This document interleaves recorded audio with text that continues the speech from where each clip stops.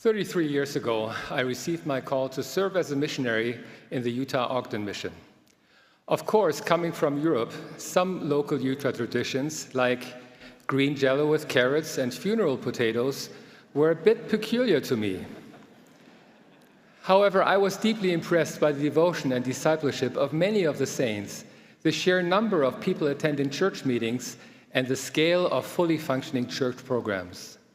When my mission came to an end, I wanted to make sure that the joy I felt and the spiritual strength and maturity I observed would also be available for my future family. I was determined to return quickly to live my life in the shadows of the everlasting hills. However, the Lord had different plans.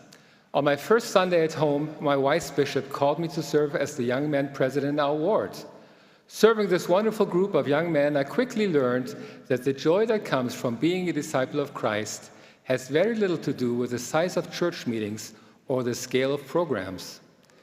So when I married my beautiful wife, Margret, we joyfully decided to stay in Europe and raise our family in our home country of Germany. Together we witnessed what President Russell M. Nelson taught many years ago. The joy we feel has little to do with the circumstances of our lives and everything to do with the focus of our lives. When the focus of our life is on Christ and His gospel message, we can experience the full blessings of discipleship wherever we live.